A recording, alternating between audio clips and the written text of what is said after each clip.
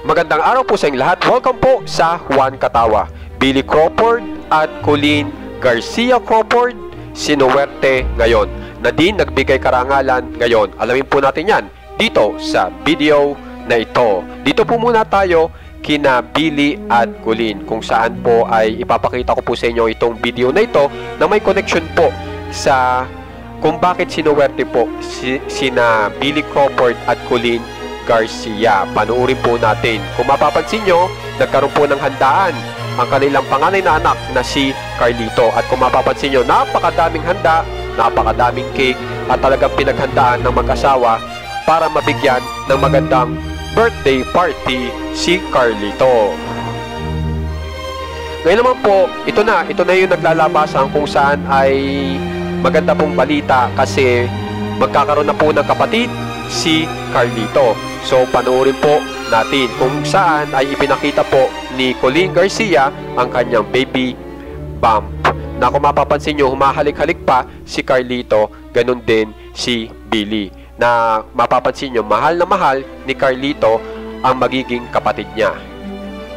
So, halatang-halata na po na napakaswerte po ni Colleen Garcia at Billy Crawford sa kanilang panganay na anak na si Carlito, dahil makikita nyo na sobrang mapagmahal nito. At kung mapapansin nyo, ito pa ang ebidensya kung saan ay laging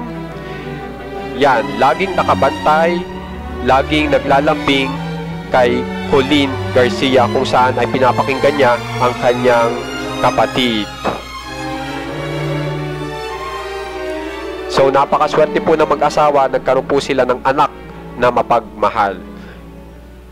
At kung mapapansin nyo naman, ganun din naman po yung mag-asawa. Napaka mabuting mag-asawa po kasi kitang-kita nyo kung paano magpahalaga sa kanilang anak. Kaya naman yung anak lumaking marunong ring magpahalaga.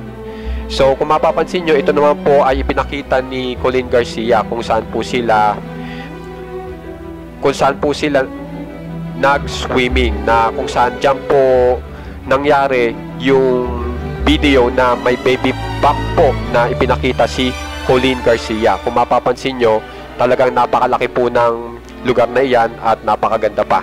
Na nag-celebrate po sila kasama ang kanilang family. Yan po si Colleen.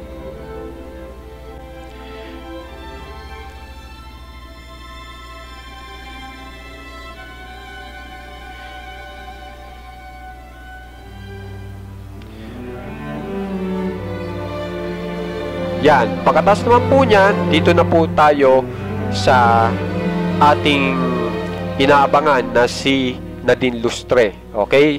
So, si Nadine Lustre po ay nagbigay karangalan po. Okay? Sa Mega. Kasi siya po ay kasama sa Mega's 100 Women Worth Knowing. Na talagang sinasabi niya na kinakarangal niya na makasali dito sa listahan ng Mega. So, napakagandang balita po niyan. So, guys, kung gusto nyo pong ma-update pa po sa mga talagang popular celebs ng Pinas, alam nyo na gagawin. Subscribe lang po kayo sa ating channel na Juan Katawa. Maraming salamat po.